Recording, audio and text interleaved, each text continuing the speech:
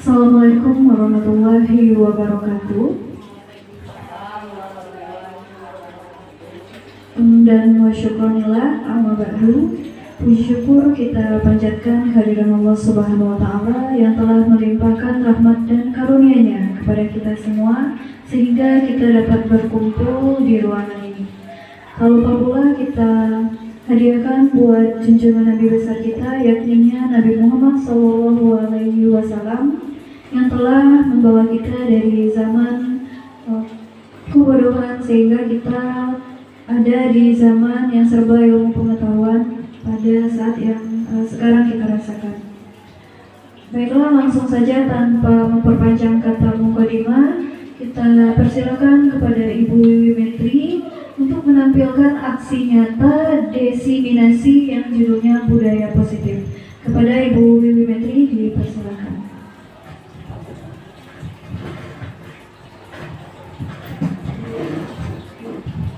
Bismillahirrahmanirrahim. Terima kasih kepada Ibu Erin. Alhamdulillahirabbil alamin. Assalatu wassalamu ala asrofil anbiya'i wal mursalin wa ala alihi washabihi ajmain. Puji syukur kita ucapkan kehadiran Allah Subhanahu wa taala yang telah melimpahkan rahmat dan karunia-Nya kepada kita bersama, yang mana dengan rahmat-Nya kita dapat berkumpul di ruangan ini. Selawat beriring salam tidak lupa pula kita aturkan kepada junjungan kita Nabi besar Muhammad SAW yang telah membawa umatnya dari alam kebodohan ke alam yang serba berpengetahuan seperti yang kita rasakan sekarang ini. Sebelumnya saya ucapkan terima kasih kepada ibu-ibu yang sudah hadir di ruangan ini. Sengaja saya mengumpulkan Bapak Ibu. Saya ingin mempresentasikan tentang aksi nyata desiminasi budaya positif. Jadi mungkin ibu-ibu sudah tahu saya sedang melakukan CGP Angkatan 11, yang mana ada tugas aksi nyata dari budaya positif. Jadi tugas ini nanti akan dikirim di LMS. Setelah itu mungkin Bapak Ibu atau Ibu-ibu belum begitu paham betul dengan budaya positif, maka di ruangan kita ini kita saling berbagi. Baiklah, sebelum kita masuk ke materi kita yang pertama tentang budaya positif, kita lihat dulu bagaimana tentang filosofi Ki Hajar Dewantara. Bagaimana sistem pembelajarannya, bagaimana betul tentang filosofi Ki Hajar Dewantara itu. Kita lihat di sini. Yang pertama, setiap anak itu adalah unik. Jadi kita sebagai seorang guru, ya, mungkin kita ada beberapa hal yang kita ketahui, mungkin ada beberapa hal yang masih kita lupa-lupa ingat. Jadi saya sebagai CGP Angkatan 11 akan sedikit menjelaskan atau memaparkan tentang bagaimana filosofi Ki Hajar Dewantara ini. Di sini perumpamaan peserta didiknya seperti benih yang sedang disemai. Apa maksudnya itu, Ibu? Peserta didik seperti benih yang disemai. Di sini kita lihat setiap anak itu unik. Ya, masing-masing anak itu unik. Pola pikir tingkah lakunya tidak sama semuanya. Sama seperti benih yang memiliki karakteristik berbeda-beda. Begitu pula setiap anak itu memiliki bakat, minat, dan potensi yang berbeda. Bisa kita lihat bagaimana mungkin dalam satu kelas itu bakat atau minat anak itu tidak sama. Mungkin si A minatnya ke olahraga, Atau si B minatnya ke seni. Ya, silakan Bu Irma masuk. Ya. Dah. Terus lagi ada perumpamaannya peran guru sebagai petani. Apa maksudnya? Guru itu ibarat seorang petani yang dengan sabar menanam, merawat dan membesarkan benih agar tumbuh menjadi tanaman yang kuat dan berbuah. Ya, kalau kita ibaratkan seorang petani, tentu kita ingin menghasilkan hasil panen kita itu bagus. Hasil panen itu hasilnya banyak supaya bisa menghasilkan bagi kita. Begitu juga kita dengan siswa atau murid kita di sekolah. Bagaimana kita ya sebagai seorang guru itu bagaimana kita sebagai seorang guru itu bisa melaksanakan sistem pembelajaran kita supaya materi yang kita ajarkan itu bisa masuk ke kepala si anak. Tentu dengan berbagai trik karena kemampuan anak tersebut berbeda-beda. Ya. Yang ketiga lagi proses pendidikan sebagai pertumbuhan. Ya. Pendidikan adalah proses yang berkelanjutan seperti pertumbuhan tanaman. Dibutuhkan waktu, kesabaran dan perawatan yang tepat agar benih dapat tumbuh menjadi pohon yang kokoh. Sama dengan kita di sekolah, dengan tingkah laku, pola pikir siswa diuji betul kesabaran kita. Ya, Bu Irma. Ya, jadi bagaimana kita sebagai seorang guru untuk bisa menindaklanjutinya. Bagaimana anak itu senang dengan kita, sama ibaratnya seperti itu. Terus lagi lingkungan yang kondusif. Sama seperti benih membutuhkan tanah yang subur dan air yang cukup untuk tumbuh. Peserta didik juga membutuhkan lingkungan belajar yang positif dan mendukung untuk mengembangkan potensi mereka. Jadi kalau seandainya lingkungannya tidak nyaman, tidak baik, ya lingkungannya siapa? Tentu lingkungannya adalah kita sebagai guru. Lingkungannya itu adalah teman sejawatnya sama satu kelas ya. Ada kakak kelas, ada adik kelas. Jadi kalau seandainya di lingkungan sekolahnya itu tidak nyaman, tidak membuat mereka betah di sekolah, tentu hasil yang akan dicapai itu tidak akan tercapai. Jadi itulah filosofi dari perumpamaan peserta didik seperti benih yang sedang disemai oleh filosofi Ki Hajar Dewantara. Dah, kita lihat di sini. Seorang guru yang baik harus memiliki kemampuan dalam mewujudkan budaya positif di sekolah. Budaya positif tersebut dapat dijalankan dengan menerapkan konsep-konsep seperti ini. Ada 6 konsep nanti yang akan kita bahas.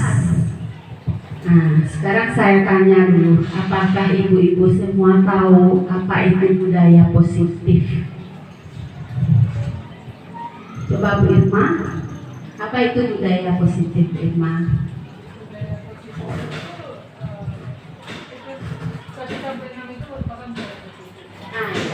Ini rincian dari budaya positif. Sekarang saya tanya pengertian dari budaya positif itu apa?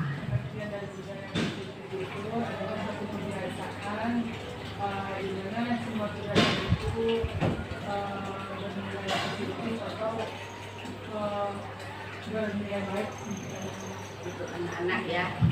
Jadi bernilai baik untuk anak-anak. Jadi budaya positif ini harus ada di sekolah. Mungkin itu sudah kita lakukan ya Bu Irma. Jadi budaya positif itu terdiri dari 6 poin ini. Yang pertama itu ada disiplin positif.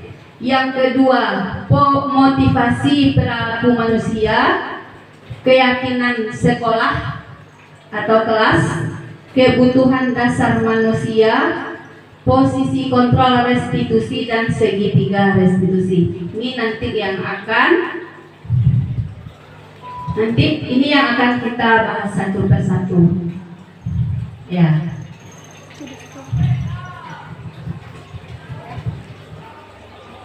Kita masuk yang pertama, itu adalah disiplin positif menurut Ki Hajar Dewantara.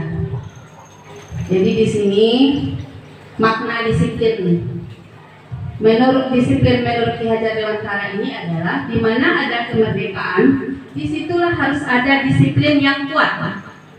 Sungguh pun disiplin itu bersifat self disiplin, yaitu kita sendiri yang mewajibkan kita dengan sekeras-kerasnya. Tetapi itu sama saja, sebab jikalau kita tidak cakap melakukan self disiplin, wajiblah penguasa lain mendisiplinkan diri kita. Dan peraturan demikian itulah harus ada di dalam suasana yang merdeka. Ini makna yang disampaikan oleh Ki Hajar Dewantara. Lanjut. Nah, ini disiplin positif merupakan suatu cara penerapan disiplin yang mengajarkan anak bertanggung jawab dan menumbuhkan kesadaran diri berdasarkan nilai-nilai kebajikannya. Nah, ini salah satu contoh disiplin positif ya di sekolah kita. Pas kita pertama masuk ke sekolah itu, siswa kita disuruh dulu untuk bersalaman dengan guru-guru. Guru-guru itu menunggu kita di depan kelas dan anak-anak kita langsung bersalaman dengan gurunya. Ini adalah salah satu contoh dari disiplin positif yang telah kita terapkan. Terus lagi disiplin positif lebih ke arah disiplin, ke arah disiplin diri yang dapat mengontrol diri dalam melakukan segala tindakannya, mengontrol dirinya. Kalau kita lihat siswa-siswa sekarang ini yang agak kurang ya ibu-ibu, mengontrol dirinya yang agak kurang. Karena kalau kita lihat di SMP ini siswa-siswa sekarang itu emosinya emosinya belum stabil lagi. Ya, yang kalau kita pikir istilahnya itu emosinya itu tidak labil sesuai dengan keinginan hatinya saja. Nah, itulah kita sebagai guru atau sebagai pendidik bisa menerapkan disiplin positif itu bagaimana kepada siswa. Semoga siswa tersebut bisa melakukannya.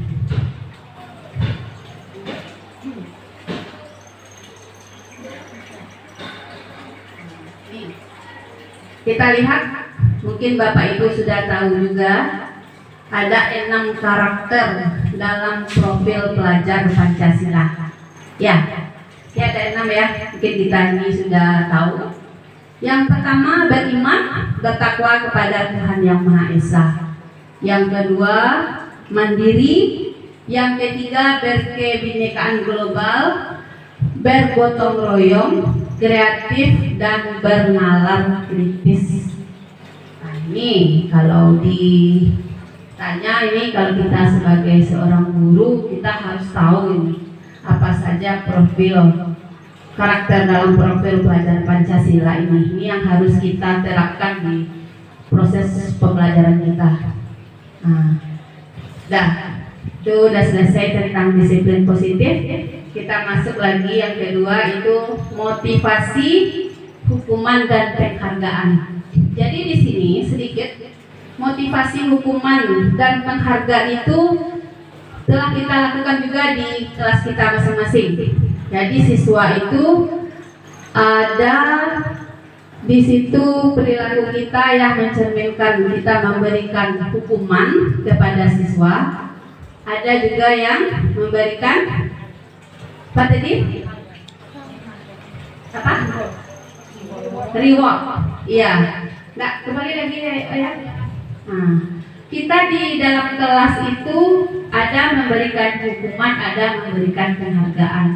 Ya, contohnya kita mungkin bagi siswa yang bisa menjawab pertanyaan kita, umpamanya setelah kita menerapkan pembelajaran, kita kasih anak tersebut penghargaan ya. Mungkin walaupun kita kasih cuma 1 buah permen, itu luar biasa bagi mereka.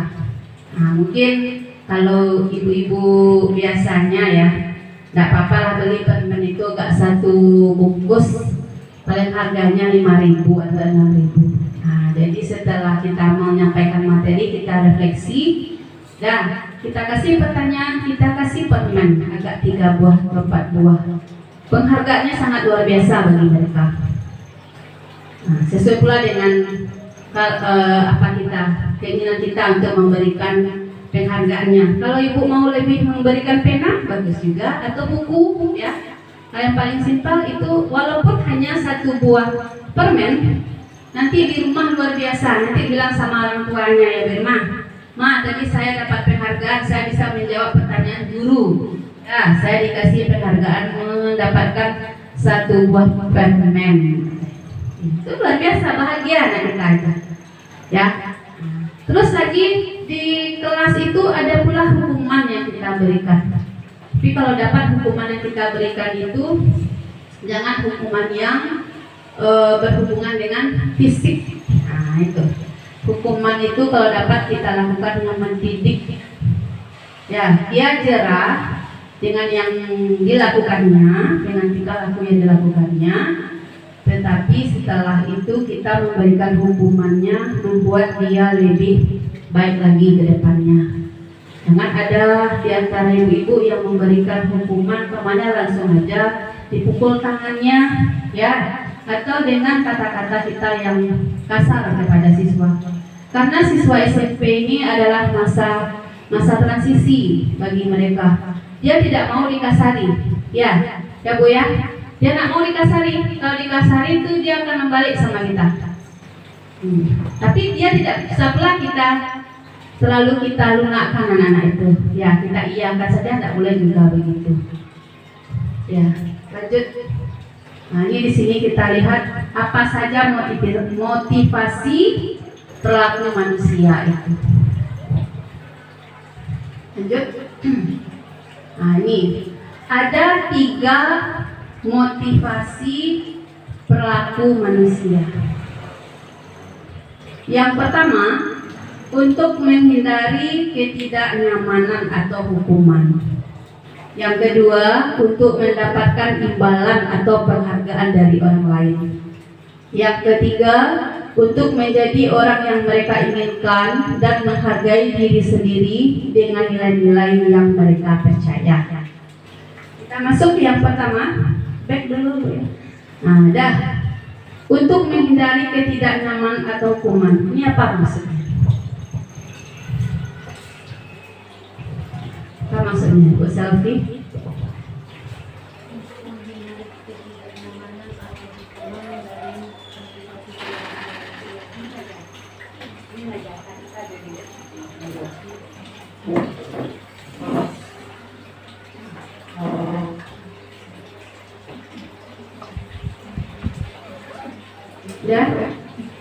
Ya, Bu Selfie, apa tadi? Kalau mungkin ada anak yang melanggar kali ibu, ya, di hukumannya kan bisa diberikan dalam bentuk yang mendidik, Ya.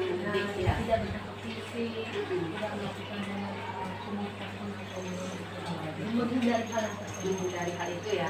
Ya, bagus Bu Selfie. Jadi di sini yang disampaikan oleh Bu Selfie tadi, untuk menghindari ketidaknyaman atau hukuman itu kita bisa memberikan hukuman itu yang mendidik.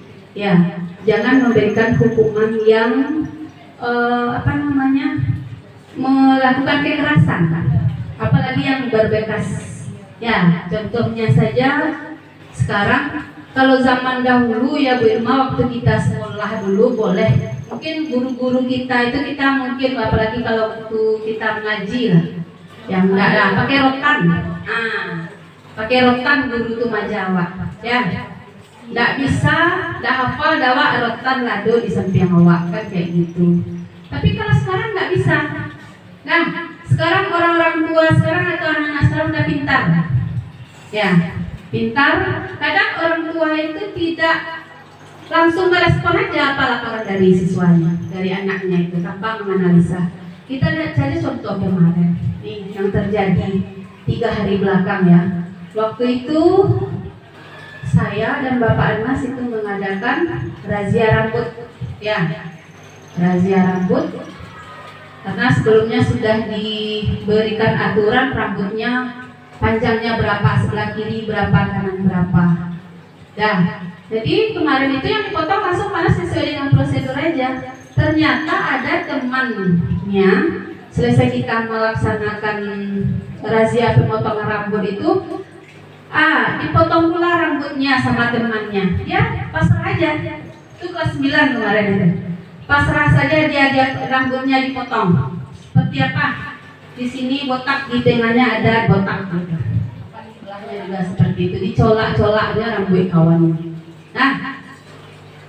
Terus mungkin dia karena nggak melihat di kaca, hanya lepas rasa, dia mungkin rancak rambutku dipotong deh kawan.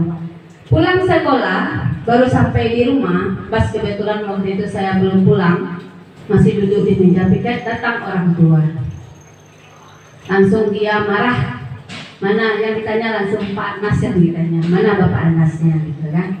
Orang tuanya nggak langsung nanya sama anaknya, langsung melihat rambut anak, langsung emosi tanpa ditanya. Ini kenapa Bu sekolah seperti ini? Ya, memotong rambut seenaknya padahal tidak ada aturan. Nah, seperti itu. Ternyata kami tanya ke bapak sudah bertanya sama anak, kenapa rambut anak Bapak dipotong? Seperti itu. Nggak dulu Bu, aku mencari rambut anak gua boleh langsung saya naik tensi langsung aku resiko. Kayak gitu. Jadi waktu itu saya tanya sama bapak itu, Pak, kebetulan waktu itu saya yang mendampingi, ya. Terus laporan, kebetulan Bapak Anas udah pulang. Nah, Bapak Anas sudah pulang. Ada saya tanya Pak Mail juga mendampingi kemarin siapa yang memotong rambut anak ini. Barulah dijawab, Pak, yang memotongnya itu memang kami, tapi setelah itu dilanjutkan sama temannya. Jadi kok Pak, pulang siapa kali Bu anak bawa kemari, mana Mbak Pur, kan kayak gitu ya Wirma. Langsung dibawa anak ke sini. Ya Bu, yang kalau Pak Anas kemarin yang tadi yang motong Bu hanya sebatas ini saja, ini teman Bu. Gitu kan. Jadi orang tua itu nggak ditanya dulu sama anaknya kenapa rambutnya seperti itu, langsung saja emosi. Jadi setelah diberikan penjelasan, Pak, bagusnya apapun yang terjadi dengan siswa, tanya dulu sama anak gimana kronologisnya. Ya kan banyak seperti itu. Nggak menerima langsung, Pak, kok sekolahku seperti kok. Kayak gitu. Jadi setelah ditanya akhirnya bapaknya minta maaf. Ya Bu, mungkin saya tadi Bu sudah capek pulang kerja, pas langsung di rumah lihat rambut anak yang seperti ini, saya langsung emosi Bu, makanya saya di sini mengonfirmasi. Jadi setelah dijelaskan, baru bapak itu paham. Maafkan saya Bu, katanya. Nah mungkin kan kita sebagai pihak sekolah memotong rambut anak seenak kita. Jadi saya bilang juga ke anaknya, Nak, nanti kalau seandainya terjadi juga seperti ini, kamu jangan pasrah saja, tak usah kamu dipotong rambutnya sama teman. Ya Bu, itu cek kawan saya kan dirancangnya rambut awak Bu. Kan seperti itu katanya, ya kan? Jadi jangan percaya, karena apalagi ini berurusan dengan rambut. Rambut ini sensitif ya Ibu, sensitif sekali bagi anak laki-laki. Kalau alah bajalan panas, hanya lama buat segala. Rambut tadi potong, kan kayak gitu. Sampai juga ada juga beberapa orang tua yang komplain sama saya, Bu, rambutnya kok begini, rambutnya potongan begini. Nah setelah saya jelaskan akhirnya paham. Itu salah satu contoh, ya. Jadi untuk ketidaknyamanan kita itu dalam memberikan hukuman itu, kita pikirkan juga nanti ketidaknyamanan siswa kita bagaimana. Jadi tidak salah-salah hukum saja.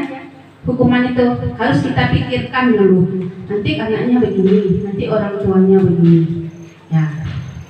Terus lagi yang kedua, untuk mendapatkan imbalan atau penghargaan dari orang lain. Mana tuh Bu Erin? Apa maksudnya?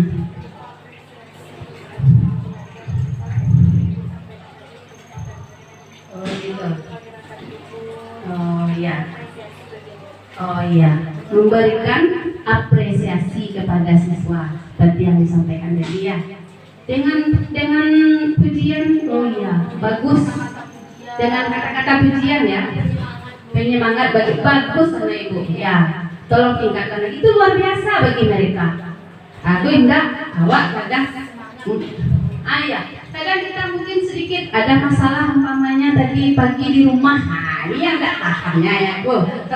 Ada seketik ya anak mungkin tadi agak emosi di rumah. Sampai di buku gerbang tuh ala masam buku. Ada ini nama nanti aku bu irin ya aku ala masam buku. Kau aku ibu Rani ada puluh kok. Padahal tidak terjadi apa-apa, tapi karena muka tadi agak masam, berpikiran negatif jadinya kan. Nah, sampai di dalam kelas itu bawaannya, iya, nak buat dia berselfie, mencari anakku sebenarnya nggak pernah dong, tapi langsung emosi. Padahal yang dimana itu tidak seberapa fatal, tapi karena bawaan kita tadi tidak bagus, akhirnya anak yang jadi korban. Tuh. Ada beberapa kejadian yang sudah terjadi. Nah, ya, sampai kejadian itu ada beberapa sekolah itu gurunya sampai ada yang ditahan ya, ada yang ada itu. Sampai ada yang dipecat. Itu ada juga itu. Karena tindakan kriminalnya yang luar biasa dan tidak bisa menahan emosi kita. Ya, bagus Bu Erin. Ya, boleh. Dan yang ketiga, untuk menjadi orang yang mereka inginkan dan menghargai diri sendiri dengan nilai-nilai yang mereka percaya. Nah, apa itu maksudnya? Bu Rani?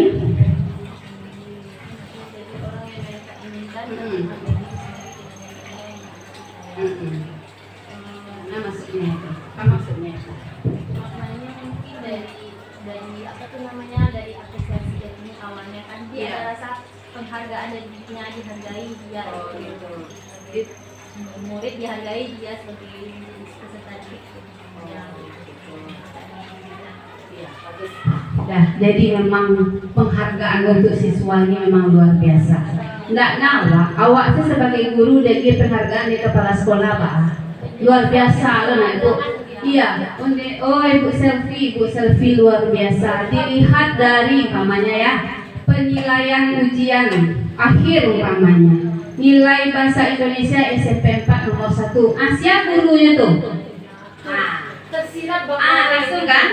Yang mengajar kelas 9 itu Bu Selfie Pak. Luar biasa kata-kata pujian dari Bapak ke Bu Selfie itu. Luar biasa ya Bu Selfie. Walaupun ada lebih Bu Selfie. Pujian itu luar biasa lebih dari uang. Ya. Itu juga dengan siswa kita. Kadang siswa kita itu kadang yang nggak semangat itu karena baman saya. Tuh apa cik kapan dulunya? Nak, kenapa sayang? Kayak gitu. Iya, apalagi kita sebagai seorang wali kelas itu harus itu. Kita lihat bagaimana siswa kita itu, apakah dia ada bermasalah atau enggak nyaman di kelas itu, kita harus tahu. Karena kita sebagai wali kelas itu adalah orang tua bagi mereka, orang tua kandungnya. Jadi kita harus tahu dengan tipe-tipe siswa kita itu seperti apa. Lanjut ya. Nah, jadi dalam menjalankan peraturan atau keyakinan kelas di sekolah, bila mana ada suatu pelanggaran, kita perlu meninjau ulang tindakan penegakan peraturan atau keyakinan kelas sekolah kita selama ini. Tindakan terhadap suatu pelanggaran pada umumnya berbentuk hukuman atau konsekuensi. Ini yang biasa sudah kita lakukan. Pelanggaran itu paling-paling kita kasih hukuman atau kita kasih konsekuensinya apa? Ya, lanjut. Nah, nih. Sekarang kita lihat hukuman dan konsekuensi. Apa perbedaannya?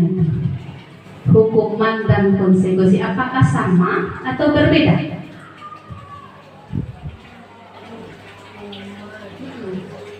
Hukuman atau konsekuensi berbeda nggak? Iya, beda ya, berbeda. Kalau hukuman mungkin kita kasih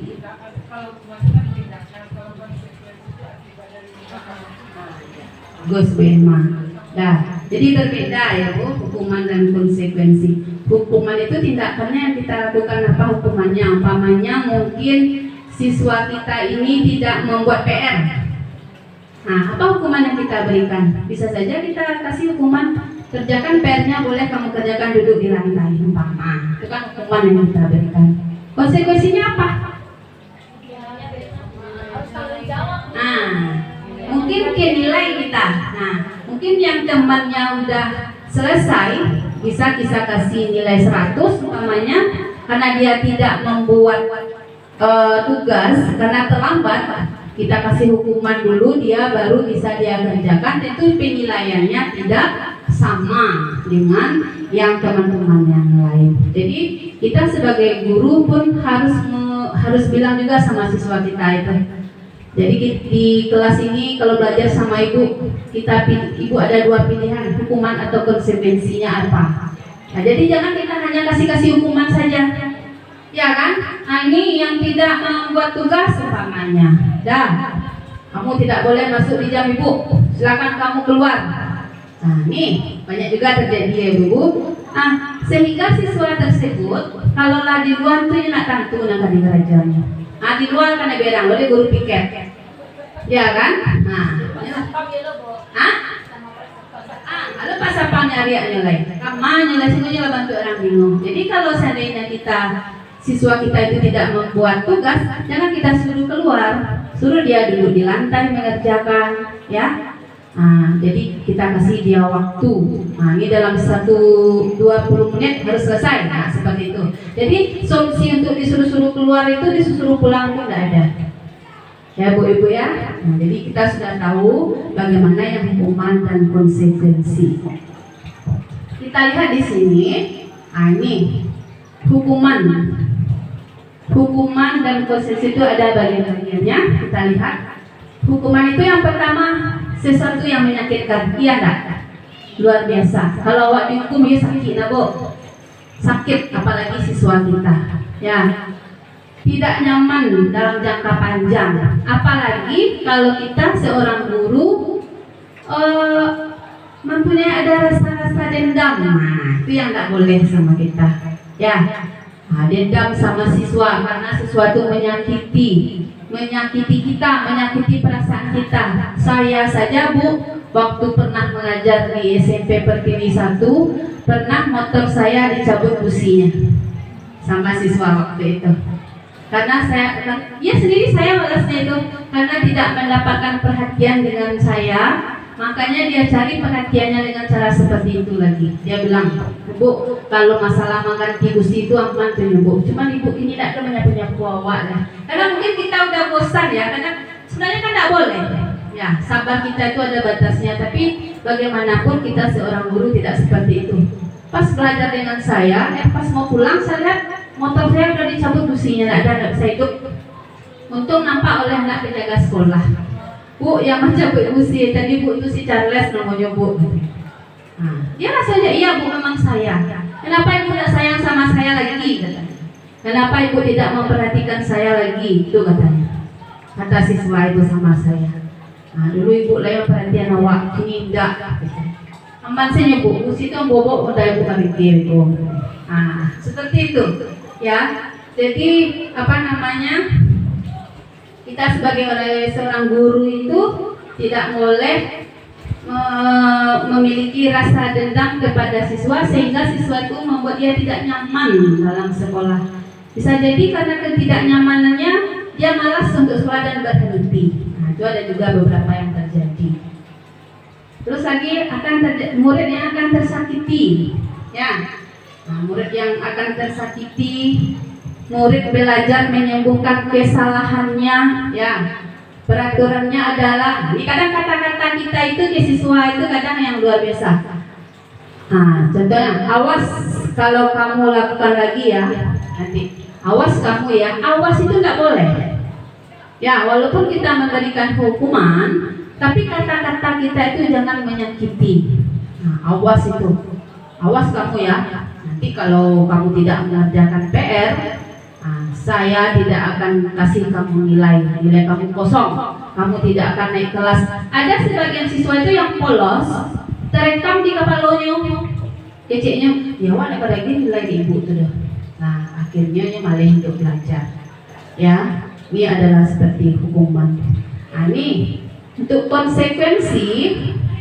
Nah, sesuatu yang harus terjadi.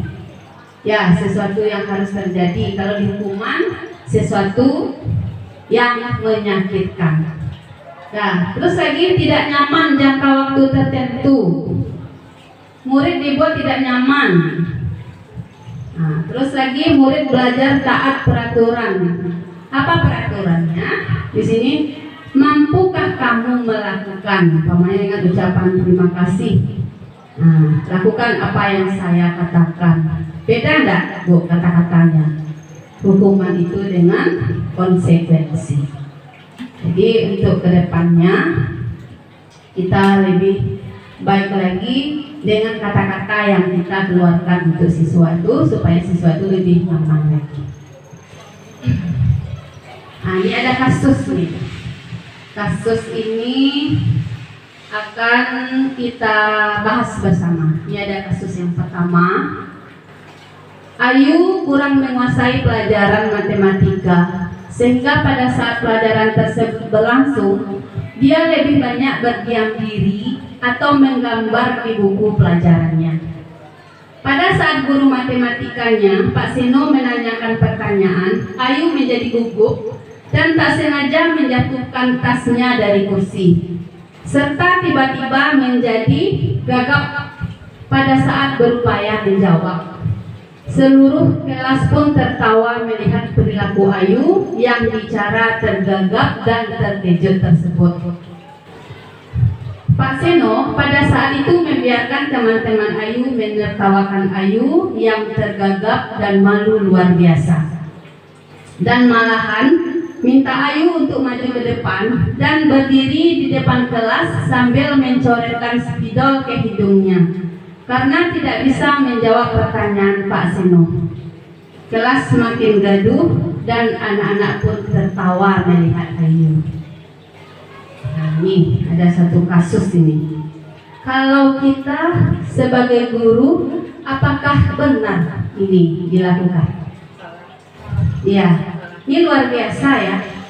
Lajaleh anaknya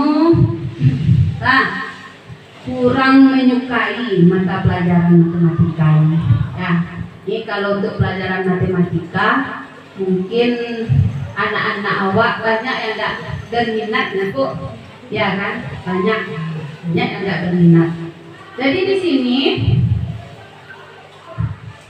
karena dia kurang menguasai pelajaran matematika, kalau siswa itu tidak menguasai pelajaran itu dia tidak semangat. Nah, banyak yang terjadi seperti itu, ya.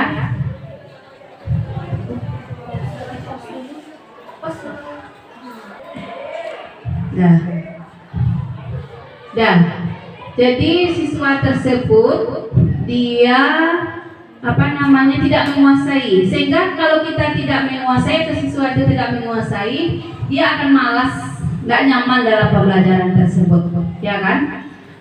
Membuat Ayu ini malas mendengarkan guru, dia langsung mencoret-coret buku gambarnya. Ya, mati ya dulu. Fokus. Ya, pos. Ya, maaf sedikit ada gangguan. Ya, jadi kalau kita lihat lagi, karena dia tidak menguasai pelajaran, Ayu ini berdiam diri saja sambil menggambar. Mungkin dia kelebihannya menggambar, ibu-ibu. Ya. Terus lagi Pak Seno sebagai guru matematika menanyakan, tentu terkejut anaknya, nak Bu, dia sedang menggambar, awak pengen mendaki ke situ. Ya. Nah, setelah itu apa lagi, Bu?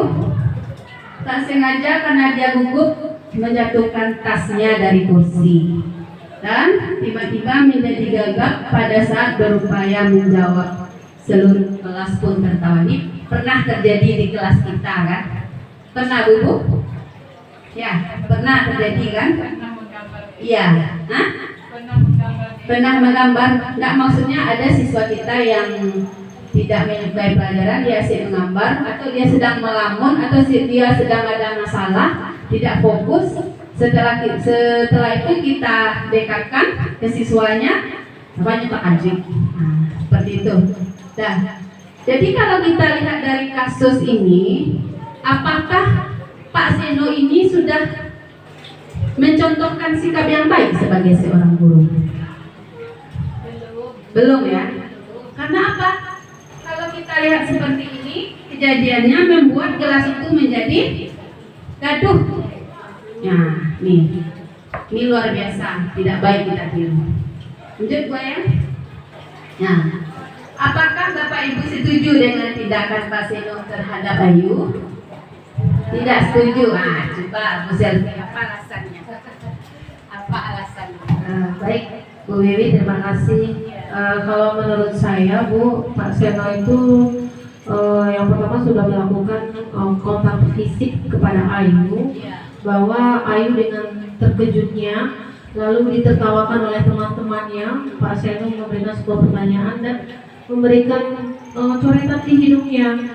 Nah, jadi Ayu merasa, dan bahkan Ayu merasa ini Bu, sedih dengan hasil tertawaan. Jadi ada dua aspek yang dialami oleh Ayu. Yang pertama ada fisiknya, yang kedua ada ini mentalnya Bu. Jadi mentalnya sudah mulai down, ditertawakan oleh teman-temannya. Terima kasih Bu. Mantap Bu Selvi. Iya. Jadi kalau kita lihat tindakan Pak Seno ini tidak kita setujui lah, tidak suka kita dengan sikapnya seperti itu. Dah, lanjut. Ini lagi untuk reflektifnya, hukuman ini adalah tindakan negatif dalam menanggapi kesalahan murid yang tidak terukur dan sifatnya menyakiti. Ya. Terus lagi konsekuensi itu tindakan yang terukur sebagai bentuk tanggung jawab murid terhadap kesalahannya. Gimana ini Bu? Setuju? Setuju ya? Jadi kalau konsekuensi itu tindakan yang terukur sebagai bentuk tanggung jawab murid terhadap kesalahannya. Lanjut. Nih, dihukum oleh penghargaan.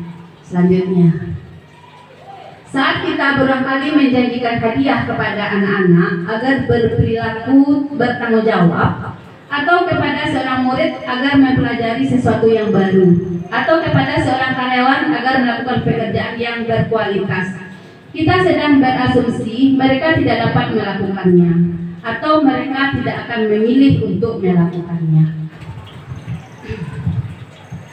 Dah, kita masuk lagi materi selanjutnya, keyakinan sekolah atau kelas. Mungkin kata-kata keyakinan sekolah ini tidak kata asing bagi kita lagi ya Bu.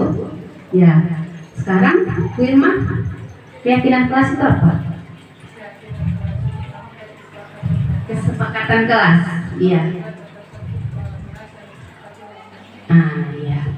Keyakinan kelas atau kesepakatan kelas ini mungkin sudah kita lakukan. Karena ibu-ibu yang ada di ruangan ini sudah jadi wali kelas semuanya ya. Itu sudah ada keyakinan kelas yang dibuatnya di kelas tersebut.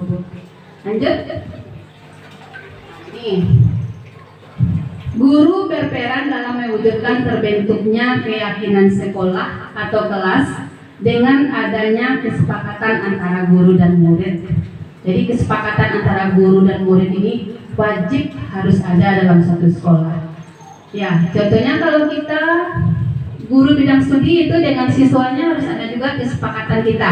Apa kesepakatannya? Mulai kita pertama masuk tahun ajaran baru itu kita buat kesepakatan dulu dengan siswa, ya kan? Apa kesepakatan kita? Itu harus diketahui, harus ada disetujui oleh siswa semuanya.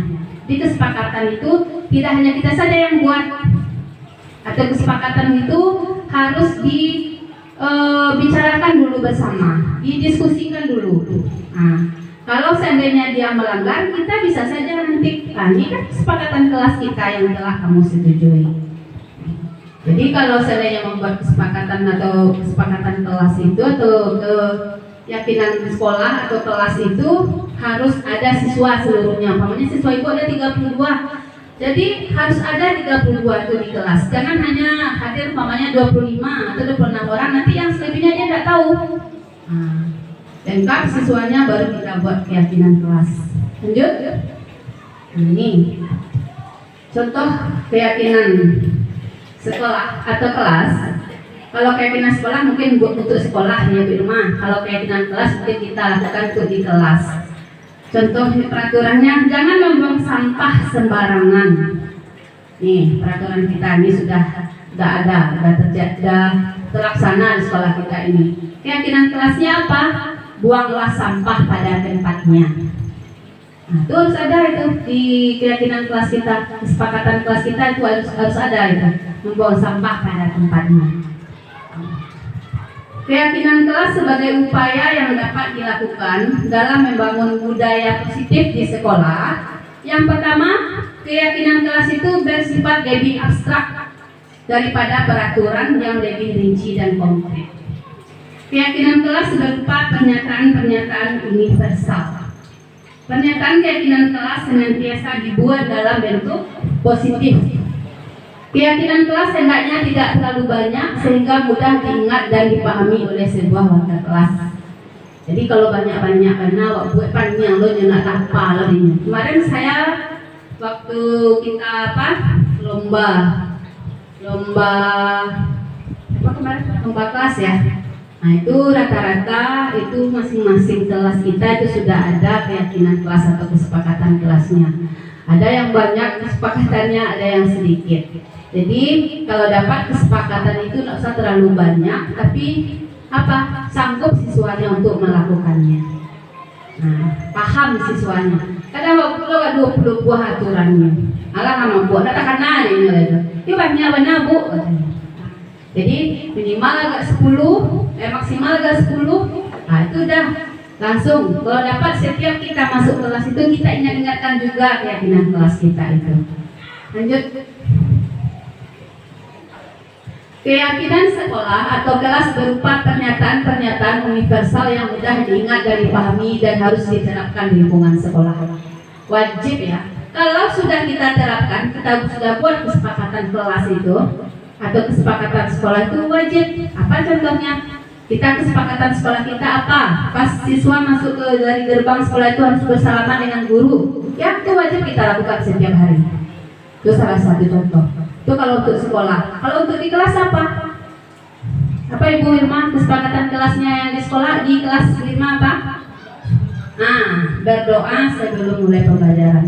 Jadi tidak perlu yang hari ini kesepakatan kelas kita itu berdoa. Ada karena siswa kita sudah tahu.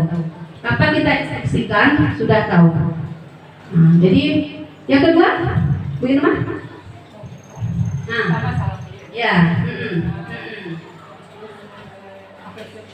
Persepsi dulu ya. Jadi ada beberapa tahap-tahap awal itu siswanya sudah mengerti. Apa kita suruh lagi ya, Birma. Lanjut. Nah ini di sini. Ini salah satu contoh keyakinan kelas atau kesepakatan kelas yang diterapkan di kelasnya. Ya. Yang pertama itu hadir tepat waktu. Yang kedua berpakaian rapi dan sesuai setiap hari. Berdoa sebelum sesudah belajar. Belajar dengan sungguh-sungguh, mengikuti dan mengerjakan tugas tepat waktu, jujur dan mandiri, saling menghormati, menyayangi dan bekerja sama, jujur dan mandiri, bersikap baik, ramah dan sopan santun, serta menjaga kebersihan kelas dan sekolahnya. Nah, ini adalah salah satu contoh keyakinan sekolah atau kelas. Ya, jadi ini kalau kita lihat di sekolah kita sudah kita terapkan. Ya, di kelas juga sudah. Alhamdulillah untuk SMP Negeri 4 Padang ini kita sudah menerapkan keyakinan kelas ya. Lanjut ya. Aneh Bu Ibu, speaking waste dulu. Speaking sedikit dulu. Mohon berdiri sebentar. Bisa Bu Irma pandu apa speakingnya Bu Irma? Ini Bu Irma ini calon bukan calon, sudah guru penggerak dari SMP Negeri 4 Padang ini ya Bu. Yang angkatan 9. Angkatan 8. Ya angkatan 8. Nah kita mohon sama Bu Irma sedikit memandu speakingnya. Oke teman-teman. Teman-teman, ini ada ice breaking yang sering digunakan di kelas, khususnya sebenarnya bukan SMP, bukan SD, tapi nggak apa-apa. Ini baru tahu juga. Semuanya coba angkat.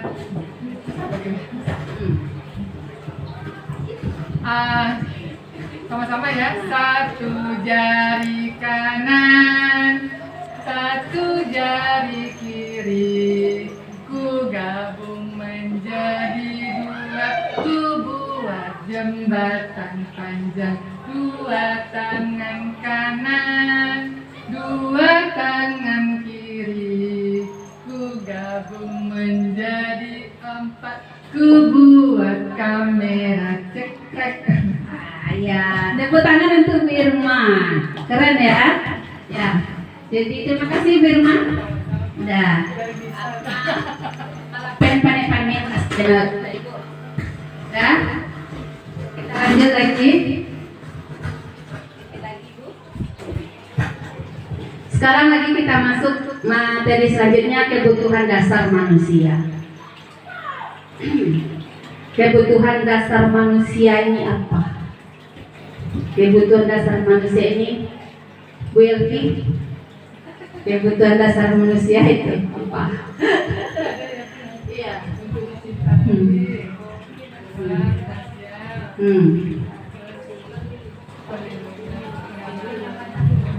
Iya. Apa Beri?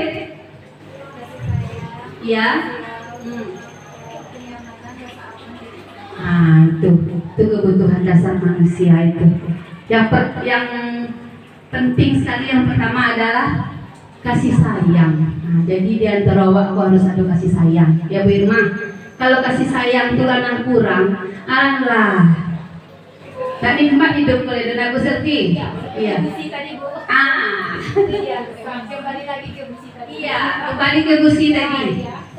Kembali ke busi ya. Kasih sayang tadi nak tercipta hanya campur busi ondamu. Akhirnya saya berpikir lagi, ya betul nih. Akhirnya anak itu saya panggil, saya perlakukan seperti biasa kembali. Jadi kasih sayang itu yang nomor satu. Dia di sekolah, dia di rumah. Lanjut. Kebutuhan dasar manusia nih, ada bertahan hidup, ada kasih sayang atau rasa diterima, penguasaan, kebebasan dan kesenangan. Nah ini kalau saya uraikan mungkin ibu sudah tahu semua. Bagaimana bertahan hidup, kasih sayang, bagaimana penguasaan, kebebasan dan kesenangan. Lanjut. Nah ini satu lagi, ada studi kasus lagi Ibu. Ibu Zulaika, guru wali kelas 9H, sedang bingung menghadapi ulah salah satu murid kelasnya, Tommy. Beberapa anak telah mengeluhkan Tommy yang seringkali meminta bekal makan siang mereka dengan paksa. Jika Anda menghadapi situasi seperti itu, seperti Ibu Zulaika, apa yang Anda lakukan menurut Anda? Kira-kira apa alasannya Doni melakukan seperti itu? Abu Tiara, kira-kira apa alasan Doni melakukan hal seperti itu? Tommy ya, maaf, Tommy. Alasannya mengambil makanan bekal kawanmu. Jadi mungkin karena memang dia juga pengen bekal tapi tidak dibekali oleh orang tuanya. Bagus. Iya. Kadang-kadang, Bu Irma, apa? Salah satu penyebabnya karena minta perhatian. Kurangnya kasih sayang. Masuk ke mana dia? Ke kasih sayang ya. Kadang ada sebagian orang tua itu tidak memperhatikan kebutuhan anaknya, ya. Belajar, apalagi sekolah kita sekarang sudah disuruh bawa bekal, makan bersama. Dari kecil anak kamarnya anaknya disediakan. Akhirnya anak tadi merasa tidak dipedulikan. Ibu di sekolahnya tidak nyaman sih bawa itu kawan membawa bekal segalanya, walaupun bisa nyebali, tapi tidak nyaman. Ini. Iya, mindernya juga kawannya. Mungkin dia berpikiran nanti apa kata teman-temannya. Iya. Jadi mamanya nak mau menyediakan bekal. Itu membuat anak juga malas untuk belajar jadinya. Konsentrasinya lah karena jadinya tidak bawa bekal. Padahal itu masalahnya sepele, tapi bagi anak itu luar biasa. Lanjut. Nah, ini karena alasannya karena ia lapar dan orang tuanya tidak membawa bekal. Maka kebutuhan dasar yang sedang berusaha dipenuhi oleh Omi tadi adalah bertahan hidup. Ya, berarti ada berapa tadi kebutuhan dasar tadi itu? Ada 6 ya. Ya, jadi masuk kalau kasus si Tommy ini masuk kepada kebertahan hidup. Ya. Dia meminta makan bekal dia boleh mencoba untuk bertahan hidup. Ya, bertahan hidup masuknya kan. Dan lanjut yang kedua. Nah, alasannya karena dia merasa senang dengan temannya, jadi memperhatikan. Ya, ketika temannya melaporkan tindakannya itu pada guru dan gurunya memberitahu orang tuanya, sehingga orang tuanya jadi memperhatikan dia, maka kebutuhan dasar yang sedang dipenuhi Tommy adalah kebutuhan akan kasih sayang dan rasa diterima. Nah, jadi nanti kita sebagai guru kalau terjadi seperti itu segera kita hubungi orang tuanya supaya dia merasa lebih nyaman lagi. Nah, itu langkah yang kita lakukan. Lanjut. Karena temannya jadi takut dengan dia dan menuruti keinginannya, maka sebetulnya Tommy sedang berusaha memenuhi kebutuhan dasarnya akan kekuasaan. Ya, lanjut. Karena dia merasa bosan dengan bekal makanan yang dibawakan ibunya dari rumah, karena ibunya selalu membawa bekal yang sama, oleh karena itu dia ingin mencoba makanan temannya yang beraneka ragam. Maka Tommy sedang berusaha memenuhi kebutuhannya akan kebebasan.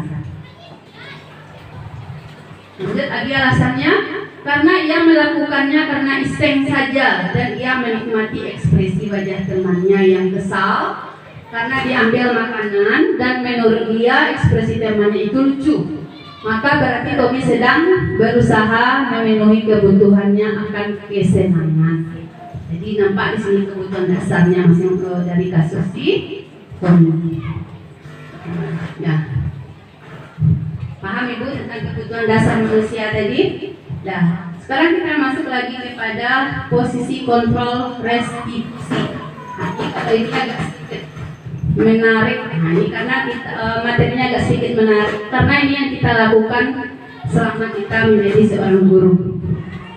Posisi kontrol restitusi itu terdiri dari 5. Ada guru sebagai penghukum, guru sebagai pembuat merasa bersalah, guru sebagai teman, guru sebagai pemantau, dan guru sebagai manajer. Nah, dari yang 5 ini mana yang kita lakukan? Guru sebagai penghukum, guru sebagai pembuat merasa bersalah, sebagai teman, sebagai pemantau, dan sebagai manajer.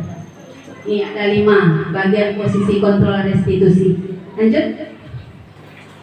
Nah, ini di sini bisa kita lihat 5 posisi kontrolnya seperti apa.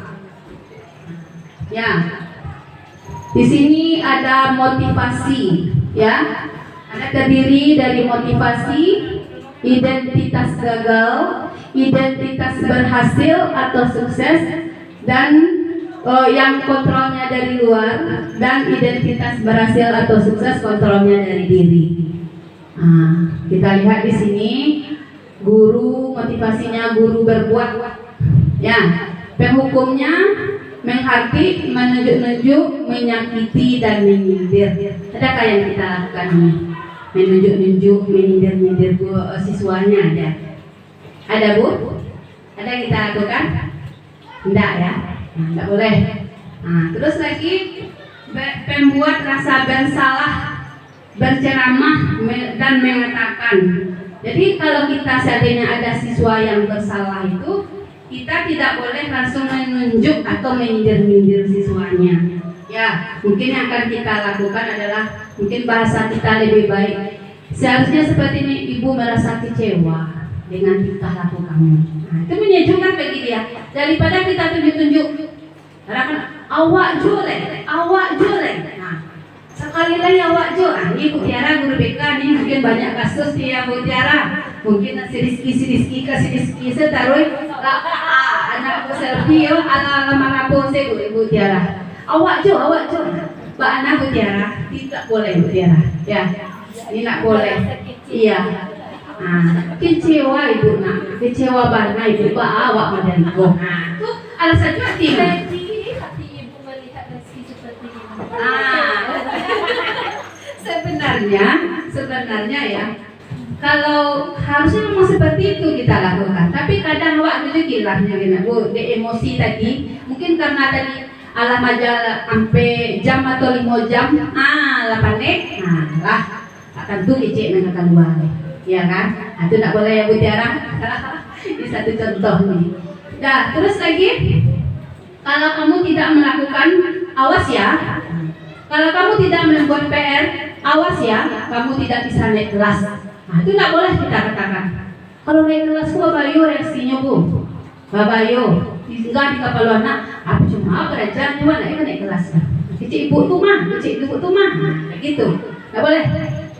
Jadi bagaimana cara membuat dia rasa bersalahnya muncul?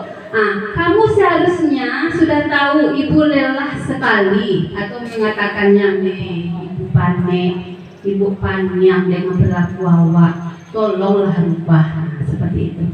Jadi dengan bahasa, ini salah satu contohnya ya. Kalau teman juga seperti itu, membuat alasan-alasan untuk muridnya, ya. Ayolah lakukan demi ibu, masa kamu tidak mau? Ingat, tidak ibu pernah bantu. Pokoknya ini salah satu contohnya ya. Terus lagi kalau yang dikontrol diri, apa yang kita yakini? Apa yang bisa dikerjakan untuk memperbaiki masalah ini? Ya, kalau sudah kita lakukan guru seperti itu, apa hasilnya? Kalau untuk sebagai penghukum, memberontak dan menyalahkan orang lain untuk berbohong. Ya, membuat rasa bersalahnya, menyembunyikan atau menyangkal.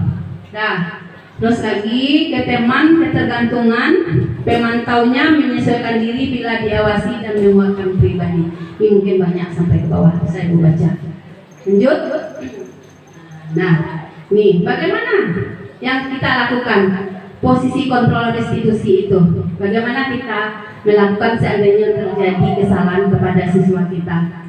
Ya, di antara kelima posisi kontrol tadi, ya, sebaiknya seorang guru itu menggunakan posisi sebagai manajer. Yang kelima ya, sudah masuk yang kelima tadi itu. Kita melakukan sebagai seorang manajer, ya kan? Kalau kita seorang manajer itu gimana Ibu Selvi? Dari berbagai aspek, dari muka belakang. Semuanya, iya. Jadi bukannya sebagai pemantau saja ya. Jadi sebagai bukan penghukum saja, tapi sebagai manajer itu sudah masuk ke seluruh aspek kita sebagai guru. Lanjut. Ini salah satu contoh posisi kontrol restitusi. Sebagai manajer, guru dapat berbuat sesuatu bersama murid, mempersilahkan murid bertanggung jawab dan mendukung murid agar dapat menemukan solusinya. Contohnya ada masalah siswa kita ya, umpamanya kita tadi ada contoh kasus umpamanya di dalam kelas itu ada siswa kita yang sering datang terlambat. Nah, pas anak kota lambe Bu, jangan berberangan langsung. Nah, kita tanya, kita panggil, kita kasih, kita berikan solusinya. Kita minta solusi dari anak tersebut dulu. Pak solusinya, Pak kota lambe, awak jauh tinggal Bu di Bepas tuh Bu. Itu Pak masalahnya, Pak caranya, Pak solusinya supaya awak bisa datang capek. Wak ini solusinya kayaknya dulu Bu. Nggak awak berang-berangan langsung loh. Kadang kan awak enggak langsung saya berang-berang. Itu tak boleh. Tidak boleh sama sekali. Kita terima dulu apa alasan siswa itu. Setelah itu kita minta solusi dari dia dulu. Apa masalahnya? Nah, setelah itu baru kita kasih masukan. Seperti itu. Ya. Lanjut. Terus lagi posisi kontrol restitusi. Selain itu, posisi manajer mengacu pada restitusi yang dapat menjadikan murid sebagai manajer bagi dirinya sendiri sehingga dapat tercipta identitas positif pada diri murid. Ya. Nah, nih. Setelah itu kita masuk kepada segitiga restitusi. Ya, lanjut segitiga restitusi. Nah, nih ada 3 tahapan dalam segitiga restitusi itu. Yang pertama menstabilkan identitas, validasi tindakan yang salah, dan menanya keyakinan. Nih kita lihat. Ya, nih menstabilkan identitas dilakukan berdasarkan prinsip bahwa membuat kesalahan adalah bagian dari proses pembelajaran yang nantinya akan menggeser identitas gagal ke arah identitas sukses. Ya, jadi menstabilkan dulu. Berbuat salah itu hal yang manusiawi, tidak ada manusia yang sempurna. Ya, kita pasti bisa menyelesaikan permasalahan ini. Bapak Ibu tidak tertarik untuk mencari tahu siapa yang benar dan salah. Ya, Bapak Ibu lebih tertarik untuk menyelesaikan masalah. Kalau kamu menyalahkan dirimu sendiri terus-menerus, apakah kamu bersikap baik pada dirimu sendiri? Nah, kita tidak boleh menyalahkan diri kita sendiri, tidak boleh menyalahkan terus atau menyalahkan siswa setarui. Ya, jadi itu adalah satu bentuk proses dalam menstabilkan identitas. Lanjut. Nah, terus lagi ada yang kedua, validasi tindakan yang salah. Dilakukan berdasarkan prinsip bahwa setiap perilaku berupaya memenuhi suatu kebutuhan tertentu, sehingga guru atau orang tua akan bergeser dari pemikiran stimulus respon menjadi proaktif, serta akan lebih mengenal dan mengakui kebutuhan murid atau anak. Nah, lanjut. Nah, apa validasi tindakan yang salah itu? Kamu pasti punya alasan mengapa. Nah, umpamanya ada permasalahannya. Ya, ada permasalahan siswa itu, kita tanya dulu apa alasannya. Ya, sesuai yang saya sampaikan tadi. Tidak langsung kita vonis dia, oh kamu nakal bernama. Tidak boleh, ya. Kita tanya dulu apa alasannya. Apa yang penting bagi kamu? Kamu boleh tetap berusaha menjaga sikap itu, tapi tambahkan sikap yang lain. Dengan kata-kata seperti itu kita sampaikan ke siswanya. Maukah kamu belajar cara lain untuk mendapatkan yang kamu butuhkan tanpa harus memukul? Nah, contohnya kawannya pukul. Nah, memukul kawan saya kena jawab. Nah, boleh kita ngomong seperti itu. Nah, kita kasih dengan bahasa yang baik. Nah, menanyakan keyakinan dilakukan dengan memberi pertanyaan-pertanyaan bermakna kepada murid atau anak untuk memunculkan motivasi secara intrinsik sehingga mampu mengaitkan keyakinan dengan tindakan yang salah. Lanjut. Ya, terus lagi kita menanyakan keyakinan. Nah, apa saja yang kita tanyakan dalam keyakinan kelas itu? Ya, apa nilai yang kita percaya di sekolah kita? Nilai apa yang telah kita sepakati? Kelas yang ideal itu seperti apa? Kamu ingin jadi anak seperti apa? Apa yang kamu rasakan? Ketika kamu melakukan itu, kamu menjadi orang seperti apa? Ini bahasa-bahasa seperti ini yang akan kita tanyakan ke siswa. Ya, contohnya, apa nilai yang kita percaya di sekolah ini? Apa nilai yang telah kita sepakati? Ya, jadi itu solusinya. Lanjut. Seorang guru yang baik harus memiliki kemampuan dalam mewujudkan budaya positif di sekolah. Budaya positif tersebut dapat dijalankan dengan menerapkan konsep-konsep. Nah, ini yang tadi yang kita bahas tadi. Ya, ada 6. Terima kasih. Jadi dari apa yang saya sampaikan tadi, apakah bapak-bapak, ibu-ibu sudah paham dengan budaya positif? Apakah sudah jelas yang saya sampaikan tadi? Apakah itu sudah kita terapkan di sekolah kita? Sudah ya, ibu-ibu ya, alhamdulillah. Dan nanti mohon ke depannya setelah pertemuan kita ini, ibu-ibu lebih baik lagi ke depannya dalam melaksanakan proses pembelajaran. Mungkin kemarin ada sedikit-sedikit ini Pak nak itu. Nah, mungkin setelah pertemuan ini, tadi ini apa yang Ibu Wiwi sampaikan. Dan kami nanti bersama Bu Irma ya, Bu Irma CGP angkatan 9 itu akan lebih meningkatkan lagi Bu Irma akan lebih meningkatkan lagi bagaimana proses pembelajaran kita lebih baik lagi. Nanti minta, karena CGP kita di sini ada 2 orang, Bu Irma sama Ibu Lina. Dah mungkin ada pertanyaan Bu Ibu? Ada? Nah, kalau tidak ada, mungkin saya mengucapkan terima kasih banyak yang luar biasa kepada ibu-ibu yang telah mendengarkan pemaparan tema paran materi saya hari ini. Terima kasih. Kalau ada kata-kata yang salah, wabillahi taufiq wal hidayah. Assalamualaikum warahmatullahi wabarakatuh. Bismillah, perkenalkan nama saya Ibu Irma dari guru SMP 4 Padang.